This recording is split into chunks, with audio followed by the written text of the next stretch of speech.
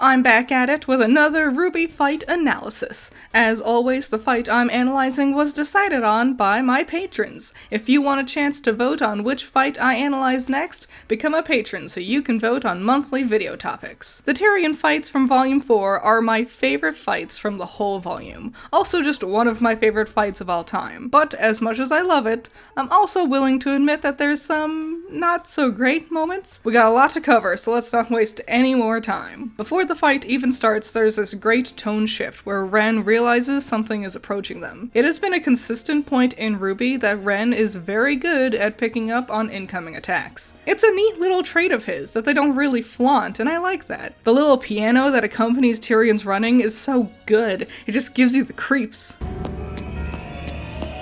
It just feels like spiders crawling up your spine, right? Honestly, one thing RWBY and all of Rooster Teeth's productions has done exceedingly well is background music and sound effects. Tyrion goes flipping through midair and lands, and this is awesome. When this volume first came out, this was the moment that made me realize, oh damn, the fights are gonna be real now. This umbrella of dread hovers over the whole volume and this fight in general, and we only just watched Pyrrha die recently. I couldn't shake this feeling that anything could happen to any of them, and Tyrion is their first big threat. He's incredibly fast, bendy, and uses non-conventional tactics when fighting. He's a step above Cinder and her cronies from volumes 1 through 3. Round 1, fight! Tyrion barely has time to notice Ren, rushing in to intervene on his charge towards RWBY, where Ren stabs at him with the blades on his gun. The two take short steps to readjust, and Ren does an impressive high kick. However, Tyrion blocks not only Ren's kick, but his rapid-fire burst of a few rounds of bullets with his blades. Oh, and if you pause at the right frame,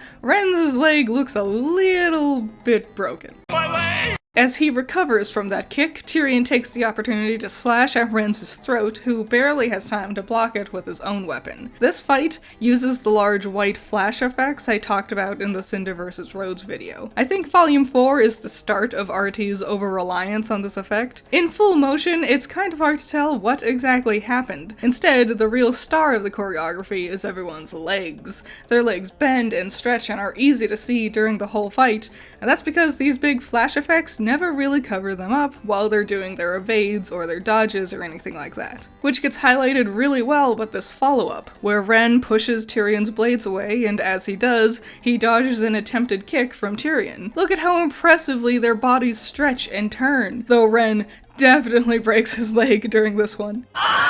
All of this being from one shot is what's the most impressive to me. RWBY has the tendency to just kind of move the camera around, not always in favor of the flow of the scene, but rather because it's probably easier to animate shorter bursts of action compared to long uncut sequences like this one. This whole fight has a lot of really cool long sequences, and I think that's what helps to elevate it above most of the other fights in this volume. Ren has time to see the attack, and even though he can block it in time, he's still hurled far backwards due to Tyrion's strength. At this point in time, only a mere 8 seconds into combat, and Tyrion has displayed extreme skill in jumping, in speed, and in strength. This is what I meant when I said he was a step above Cinder and the others. Disengaging from Ren, now that he's out of his way, Tyrion high knees his ass over towards RWBY again. The kids are clearly struggling to protect themselves from this unexpected attack. But you know what you can do to protect yourself from unexpected attacks? You can check out the sponsor of this video, Surfshark. Yeah!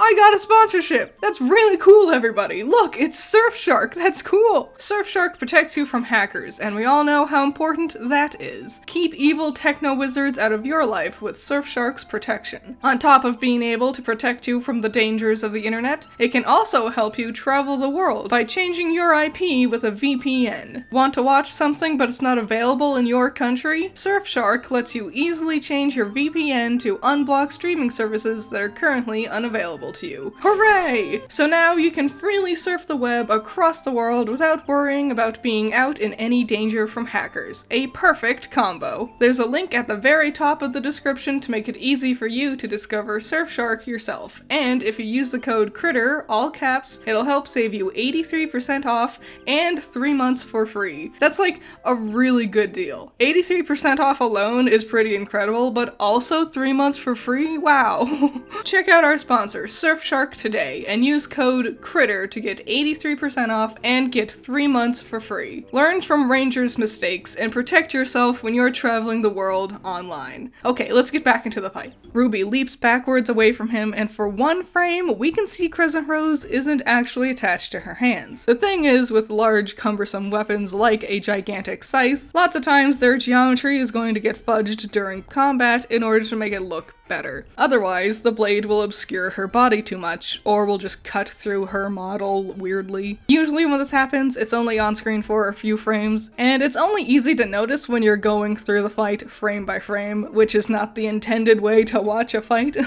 In full motion, you would never notice something like this. Tyrian does a very fun little twirl to attack her, and RWBY jumps back again, his blade only bouncing off of Crescent Rose. Tyrian uses his blades really smartly throughout this whole fight. He uses them as shields, to attack, to do all kinds of things, and it's really cool using such a mundane-looking weapon in so many unique ways. As RWBY lands back into frame, Tyrian speedily launches at her, and just look at that lovely face. One thing you can really tell with this fight is that the animators had a lot of fun with Tyrion's expressions throughout the whole thing, even during these quick moments where it might not be the focus. He gets a few shots at RWBY, who blocks them with Crescent Rose's handle, and Tyrian looks off screen, noticing something. I wish we could see what exactly it was he's looking at, otherwise his close-up on his face is just a little bit of a hiccup in the flow of the pace for this fight. I feel like the intention was that this shot was supposed to be a lot shorter and faster, because also whatever it is that seems to catch his eye isn't ever really explained to us. We could theorize it might be one of the other Ranger members, but no one shows up until after another little bout of fighting, unless the idea was supposed to be that Tyrian gets an idea here,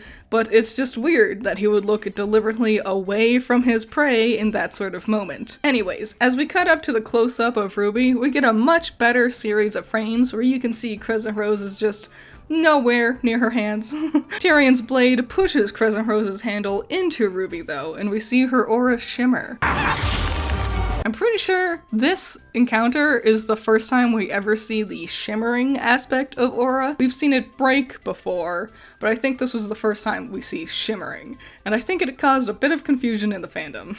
Put a skateboard underneath this man, and he could be doing some sweet kickflips. Anyways, as RWBY was recoiling, Jon ran up to defend with his shield. Tyrion, attempting a kick, ends up planting his foot on Jon's shield instead, and Tyrion rolls with it by pulling himself up onto the shield and delivering us one of the most iconic RWBY images. Also, something I never noticed before is Tyrion's geometry goes absolutely apeshit for this to happen. His arms stretch out way further than normal, and the tails of his coat actually seem to flare up to circle around his legs, which is probably just because it's mapped to stay a certain diameter around his legs so they don't go clipping through things too often. But it gives him this weird wing-like look during a few frames here. It's so cool. Tyrion's lean in like this really helps hammer home how creepy he's supposed to be. The way it's framed, it feels like he's invading our personal space, not just Jon's. Here I come to save the day! Tyrion notices Nora and kicks off of Jon, which sends him flying backwards up over Nora,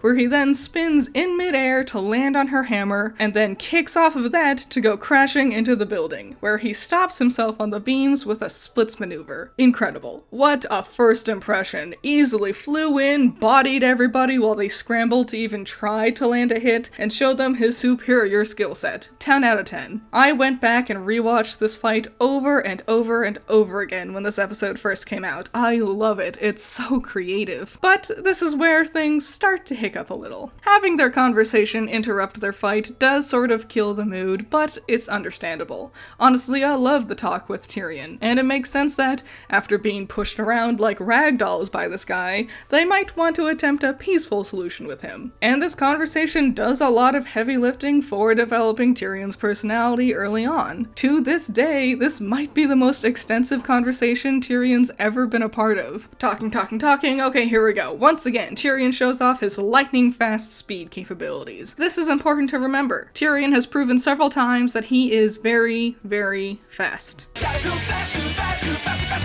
He zips behind Jean, and the glow on his blade as he reels back to strike does a really great job drawing your eye to the threat he possesses. Also, shout out to shot inconsistencies. In a previous shot, everyone was like 3 feet apart, but now Nora and Ruby are like a mile away. Ren opens fire, and it's so cool. Oh my god. He's firing directly at both Tyrian and Jon, and Jon has enough time to register this and uses his shield to block Ren's bullets, which Ren knew he would do. It's so cool. What a great display of not only their trust in each other, but also their teamwork to like, oh, it's cool. Shields are cool when people use them in cool ways. Jon then pivots to use his shield against Tyrian, who lunges once the bullet volley is over, and does this sick nasty spin. Ruby runs up very stupidly, might I add. Like, you're his target. You should be getting away from Tyrian. And Tyrian just clocks her right in the face with his boot. Ruby uses Crescent Rose to stop her from flying backwards, and it also gets the barrel of her gun in position and aimed towards Tyrian. Jon attempts an attack, but Tyrian does a cool backflip spin maneuver to just completely destroy the back of Jon's head. That guy is gonna need a Tylenol in the morning. Then one last donkey kick to really send him flying while Tyrian charges towards Nora. One thing that was very common in Volume 4 was the tendency for people to just vanish. We should also still be able to see Jon somewhere in frame here, and Ren has been completely forgotten about after his bullet volley. As the volumes go on, they'll get better at keeping characters somewhat more consistent on screen. But yeah, it happens a lot in this fight and in the whole volume. Another thing that started in Volume 3, actually, and is still kind of a problem today, is the "we look closer than we actually were" thing. Like, Tyrian starts running to Nora, and he seems to be only a few paces away from her. But then we cut to this angle, and he's still running like a whole ass mile. Then after Ruby fires, we see that he still hasn't caught up to her yet. The whole shooting Nora with electric dust thing is very cool, but also a little sloppily executed. I love the tactic, it's great, but Tyrian stops and poses for so long afterwards, and everything just stands still, doing nothing. Remember what I said, Tyrian is fast. There's no reason for him to just completely stop and pose. He thinks that threat is over, he should be running over to one of the other ones now. On top of that, why isn't anyone else trying to get a few shots in on him? Shoot at him still, do something. It just really kills the momentum of the whole scene. However, when Nora charges him, the sound design is phenomenal. Also, if you slow this down, you can actually see that Nora also seemed to be surprised by Ruby's tactic here. Even though we just had to stop the fight, both with their conversation and with Tyrian posing after Nora got hit, we stop everything again for his tail reveal. The whole fight, even after Qrow joins the fray, is so stop and go. It's either action, action, action, or stopping entirely. What is this about? The White Fang?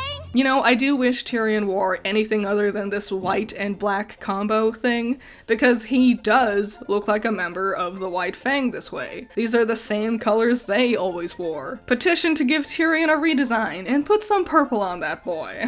The last few shots of this episode's fighting isn't really much to talk about. It's mostly just pot shots of Tyrian trying to land hits, and the kids either blocking or bending or being pushed away. The only interesting thing we can see by slowing things down is Crescent Rose continuing to be nowhere near Ruby's hands. Oh, and apparently phasing through Tyrion's crotch. That's new. Stretchy legs Ren. But also, Tyrion's sweet combo to break Ruby's aura is fun. But again, you can move this fast, why are you just standing around?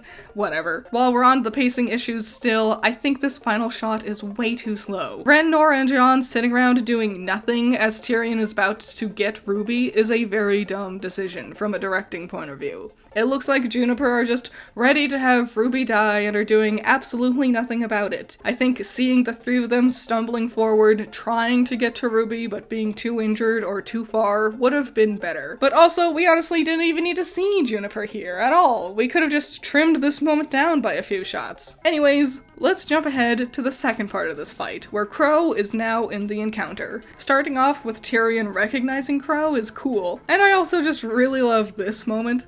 Queen? Salem. Who? It's just a cute little thing to highlight RWBY's personality. This is one of the few fights that stretch across multiple episodes, and if I remember correctly, this is the only time that this happens when it wasn't during the finale. Fun! I do like how Tyrian is like, okay, I'm done talking, and then he interrupts Qrow's next little quip, like a homeboy really was done with the talking. These next few shots of Tyrian and Qrow evading each other's attempted blows is one of the best choreographed moments in the whole show, and it's entirely because of the camera work. The camera gets close enough to let us see everything, but also stays far enough away to not obscure the actions of the characters. The camera cuts at opportune times to highlight their abilities rather than disorient the viewer, and importantly, actions linger on screen long enough where I can actually see them. RWBY nowadays has the tendency to have actions zip around really quickly to really register, coming across as combat white noise. The camera spins around, which makes it harder to follow the action sometimes, where I think a more stationary camera would work better, especially with how quick the characters are moving. Honestly, it's a bit like Goldilocks. If it's too fast, or if it's too slow, it's not that good. You gotta find a nice middle ground to be just right. Tyrian uses his claws to stop his sliding, doing so in a cool scorpion-looking stance, leading into a dance-off of sorts between him and Qrow, and giving us ballerina dancer Qrow. So iconic. I wish he did this more. Technically, with this big shockwave, you'd think Tyrian would have also been cut, since it's centered right next to him. But also, anime logic.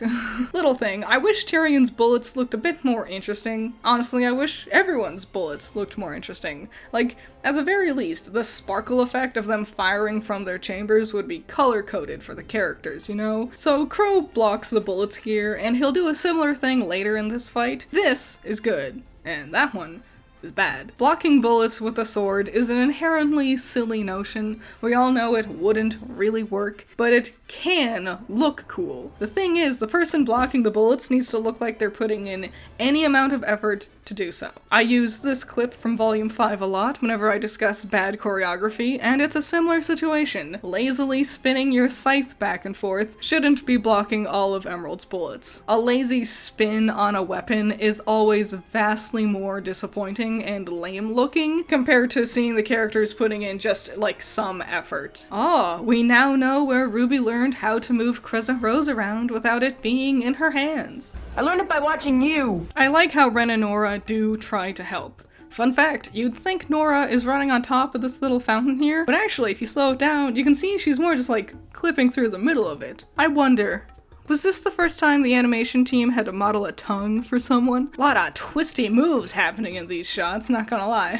Breakdancing is an easy way to make any fight look cool. Just as a general, breakdance more, guys. So Ren and Nora's failed attack proves that you can't just sneak up on Tyrian, even if you have strength in numbers. And Qrow wants the kids to stay back because of his semblance, which probably isn't helping them much either. That's all fine and dandy, and I do like RWBY taking the initiative to still try and help, but I wish Jean, Ren, and Nora didn't just vanish from the fight at this point in time. At the very least, I wish we could see them duck for cover or start rummaging around for bandages or something to make it seem like they're still trying to be productive, rather than just standing around becoming spectators. RWBY's twirl to position Crescent Rose is dumb. It makes Crescent Rose feel more like it's a plastic toy rather than a weapon made of metal, and also, she could have easily just put it back into its gun mode, and it probably would have been easier for her to hold onto while on the roof. Another thing RWBY tends to do is this zipping around thing. It's intended to display speed, and while I think it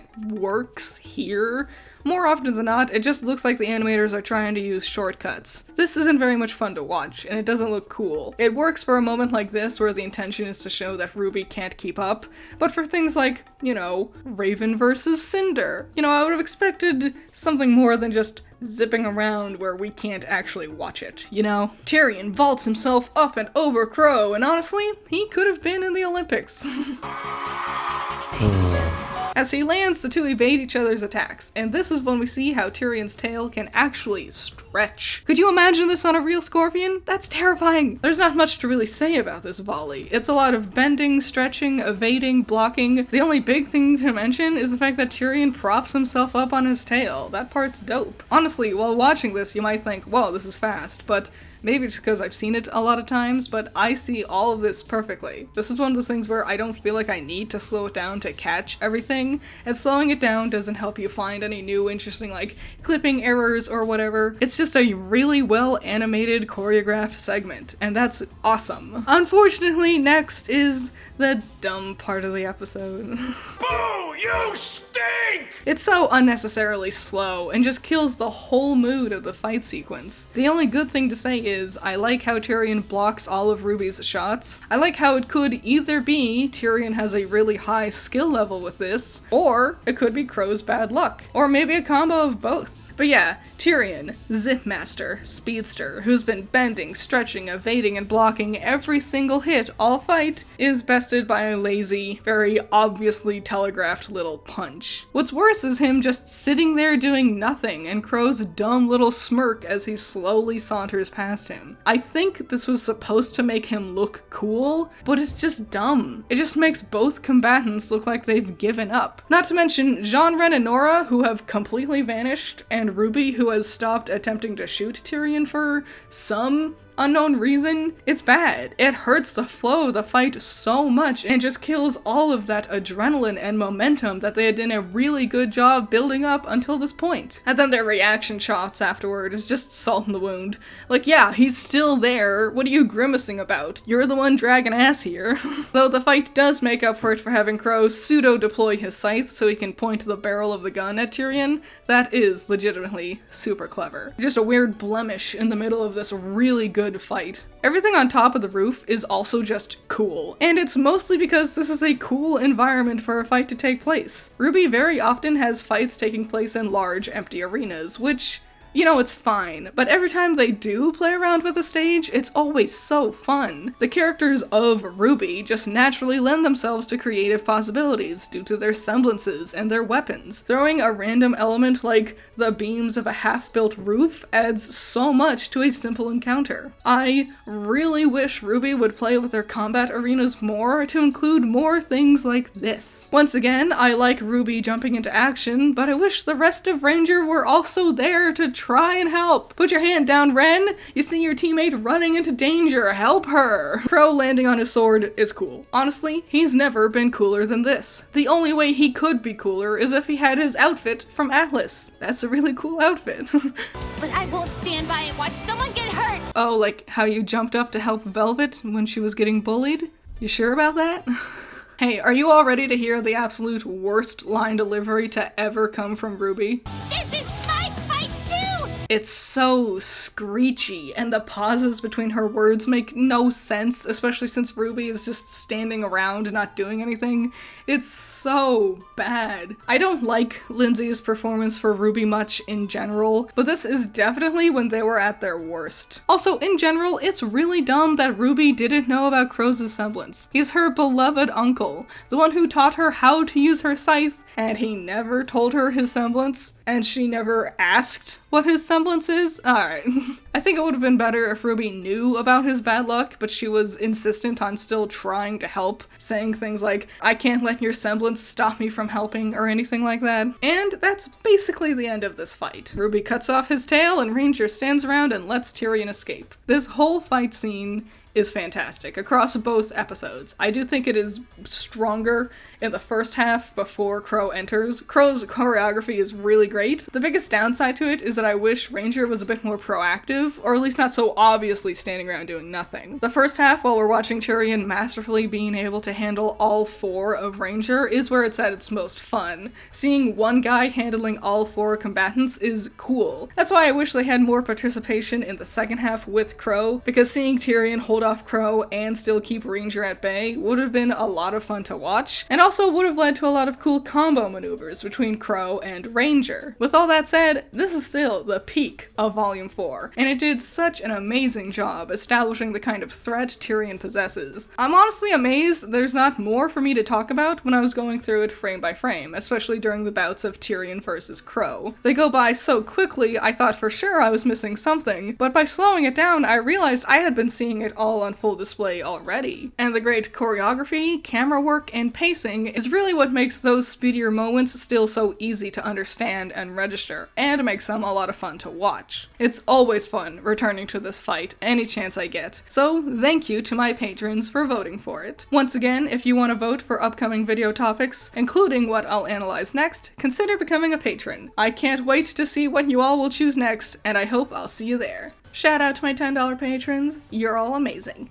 Nako, James Dodds, Cool Duck, Andrew, Ramiel, Valhalla Knight, Chamomile, Classy Critic, Sunny Shy, Azoth, Great Bar, Pentamenta, Jake, Amber, Hype Man, Zero to Hero, Keithan, Isaiah, Joseph, Scaring Crows, Danny Boy, Messiah Complex, Jacob, Renji, and Virus. So yeah, I hope you liked this video. Once again, you can always vote on Patreon if you want to see me analyze certain things.